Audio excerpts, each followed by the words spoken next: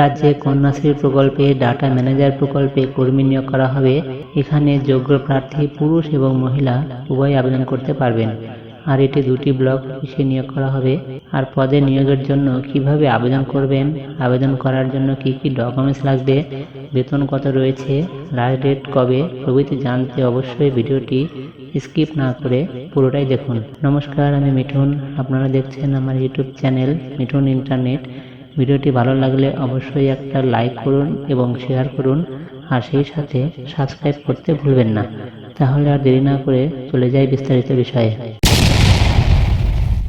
প্রত্যেক চাকরি প্রার্থীদের জন্য দারুণ একটি সুখবর, আর সেটি হলো রাজ্যের 2টি ব্লক অফিসে ডিপিএমইউ অর্থাৎ ডিস্ট্রিক্ট প্রজেক্ট ম্যানেজার ইউনিট প্রকল্প এবং ডাটা ম্যানেজার এই 2টি পদে জলপাইগুড়ি জেলাতে নিয়োগ করা হবে।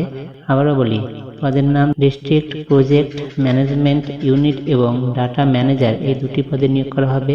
এই পদের জন্য বয়সসীমা হলো 1/1/2024 হিসাবে 18 থেকে 37 বছরের মধ্যে। এখানে নোটিফিকেশন অনুযায়ী বয়সের কোনো ছাড় উল্লেখ নেই।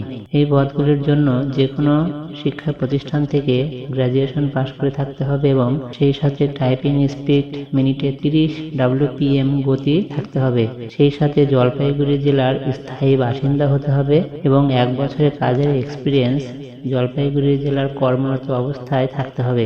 এই পদের জন্য বেতন দেওয়া হয়েছে 11,000 টাকা।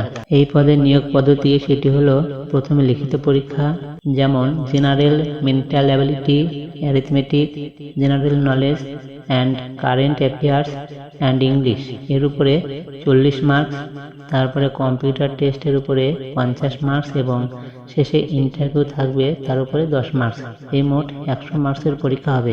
এই পদগুলির জন্য আবেদন করতে হলে পোস্ট অফিসের মাধ্যমে আবেদন করতে হবে। এর ওয়েবসাইট, নোটিফিকেশন এবং আবেদন ফর্ম ভিডিও ডিসক্রিপশনে দেওয়া আছে, সেখান থেকে পেয়ে যাবেন। এই পদের আবেদনের লাস্ট ডেট 4/10/2024 বিকাল 5:30 PM এর মধ্যে। এটি শুধু ইন্ডিয়া পোস্ট অফিসের মাধ্যমে পাঠাতে হবে, কুরিয়ার করে পাঠালে গ্রাহ্য হবে না। আর যে ঠিকানায় পাঠাতে হবে সেটি হলো